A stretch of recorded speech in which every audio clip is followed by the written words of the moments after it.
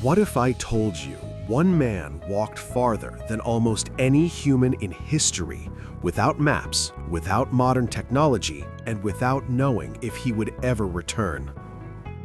Ibn Battuta was born in 1304 in the coastal city of Tangier into a respected family of scholars and judges.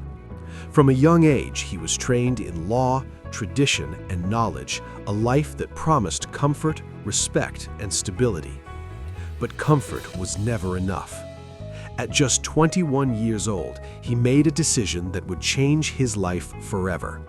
He left his home alone, not as a conqueror or a merchant, but as a traveler driven by curiosity and belief.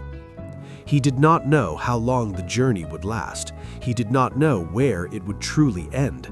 He only knew one thing: staying still felt impossible. Leaving home in the 14th century was not a small decision. There were no reliable roads, no safety guarantees, and no clear borders.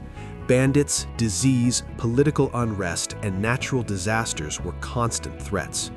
Yet Ibn Battuta kept moving. At first, the journey was meant to be temporary, a pilgrimage, a learning experience, a way to see the world and return wiser. But as each road led to another city, and each city revealed a new culture, something changed inside him. The world was far larger than he had imagined, and he wanted to see all of it. Would you have continued walking, knowing that every step forward made it harder to return home? As the journey expanded, the risks grew larger, and the line between survival and obsession began to blur. Ibn Battuta traveled across North Africa, the Middle East, Persia, India, Southeast Asia, and even parts of China. He crossed deserts, oceans, mountains, and political boundaries that most people of his time never imagined. Along the way, he met kings, scholars, merchants, and ordinary people.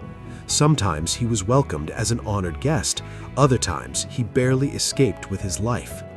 Yet, no matter the danger, he kept going.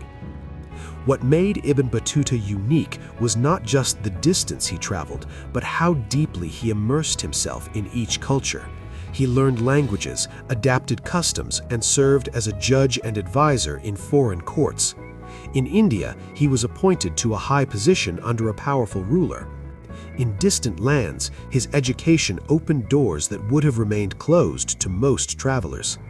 But the farther he went, the more unbelievable his journey became. Months turned into years, years turned into decades. At a time when most people never left their region, Ibn Battuta had crossed nearly the entire known world. When he finally returned home, he dictated his travels to be written down. The stories were extraordinary, sometimes so detailed that they seemed almost impossible. Some historians believe every word, others argue that parts may have been exaggerated, misunderstood, or reshaped by memory.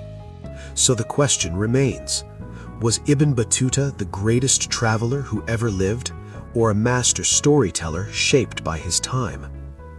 Even today, historians continue to debate his journey. Many locations he described are confirmed, others remain uncertain. But perhaps the truth lies somewhere in between. Travel in the medieval world was chaotic, dangerous, and undocumented. Memory was the map, experience was the proof. What cannot be denied is this: Ibn Battuta expanded humanity's understanding of the world. He connected cultures, preserved observations, and proved that curiosity could overcome fear. His journey reminds us that history is not only shaped by kings and wars, but also by those brave enough to keep walking. If you want more stories that shaped the world, like the video and subscribe to the channel.